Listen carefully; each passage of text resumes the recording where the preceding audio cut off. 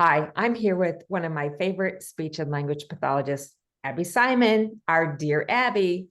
And I wanted to share a question that a caregiver wrote in, but I think people with aphasia, caregivers, and your families and friends are going to want to hear this related to the Bruce Willis story. So she said, I'm writing this question in response to the news about Bruce Willis, now saying that he has dementia after so much was publicized about his aphasia. It helped people understand more about aphasia, but now I'm concerned that people will think my husband is going to have dementia. Aphasia and dementia. Wow, those are big words. We all need to understand this. If you have aphasia or your loved one has aphasia, you need to understand the Bruce Willis story. So I'm here with an expert. Dear Abbe, can you help us sort this out? Sure. Well, let's acknowledge that when the initial story broke about Bruce Willis and our 7-letter word aphasia hit the newsstands and hit our ears, it was really kind of, dare I say, exciting, because I remember that day when I was getting text after text from people who knew I was a speech pathologist specializing in aphasia, and they were recognizing that the world was getting more information about it. So that made me feel really good. But those of us who knew the fine line in the description of how they were describing Bruce Willis using the word, and in that story, they did mention the word cognitive, right? That some of his cognitive or thinking skills were also affected. And that's how people knew something was quote unquote wrong. So some of us may have suspected that there was more to his aphasia than just, dare I say, just a stroke or sudden change to the brain from an injury that would cause the traditional aphasia, which happens, as we know, on the left side of the brain and in the language, one of or many parts of the language centers. So recently, when the diagnosis for Bruce Willis changed to frontal temporal lobe dementia, it told more of the story. And people were starting to question, does this mean that aphasia will become dementia? And we need to be sure that we explain that that is absolutely not the case. And that when somebody has traditional aphasia, which most aphasia is, it simply affects one's ability to access, right? Just to express or understand language, that everything one knows, the knowledge that's stored in our brains, does not get impacted by a stroke or brain injury or brain tumor. In Bruce Willis's case, and in many other people's case who have frontal temporal lobe dementia, that happens when there hasn't been a specific change in blood flow or insult, but that the integrity of the brain and the size of the front and temporal lobes in the brain are deteriorating.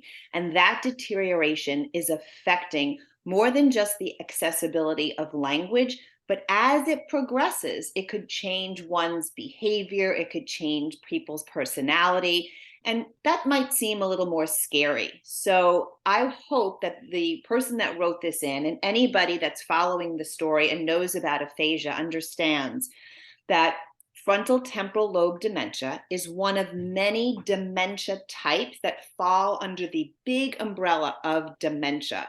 Oftentimes people think of Alzheimer's disease, and frontal temporal lobe dementia, or FTD, is something related to primary progressive aphasia, because that's the part of the brain that is affected when people have changes in their language, like the FTD description indicates. So in his case, Mr. Willis, who gets a lot of fame for many reasons, is now bringing light and shedding light to not only aphasia, but the fact that there are dementia syndromes that present in one way and that with time do change, where aphasia, if it's not progressive, typically changes for the better when someone is working on it. So that is very important that people understand that there is a progressive type of aphasia that falls under the dementia umbrella, but that it's very different than aphasia acquired by stroke or brain injury.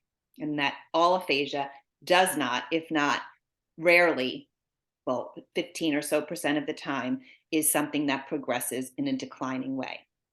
So Very good, dear Abbe. So I think that really is, and hopefully it's hopeful to this caregiver and to those listening that have aphasia.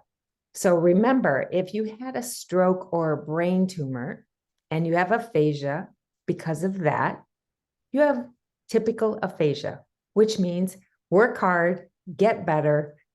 Aphasia's affected your language, your life, but not your intellect. So it's been confusing to some with the Bruce Willis story coming out that is about a type of aphasia that's rare and it affects cognition.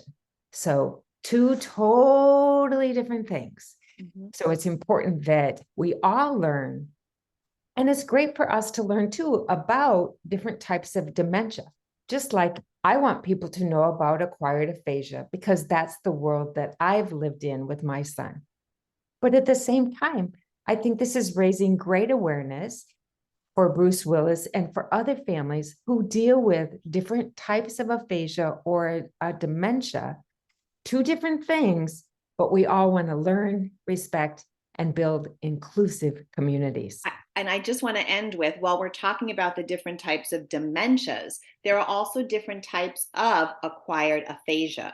So one person's aphasia that might have been caused by stroke is very different than another person's aphasia likely caused by stroke. So there are different characteristics that we can use as comparison, but we have to remember that each individual's presentation is the thing that's most important at the time.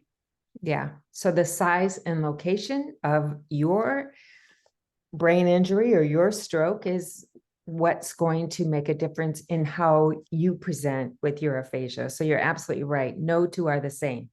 But what is all the same for all of the families, whether it's the Dow family or the Willis family, any family dealing with language disabilities, what is common for all of us is the frustration and the desire to be included in society and respected. So with that, I will thank our dear Abbe. Abbe comes from us from North Carolina. She runs a private practice called iCommunicare, and I will put the link there. You can post questions to Dear Abbe, either directly to me here at the Aphasia Recovery Connection, or you can contact her directly as well. And we will keep answering your questions because your voice matters. We're in this together. Stay strong, everybody. Bye now. I think Thank so you, much. Abbe. Bye. Bye-bye.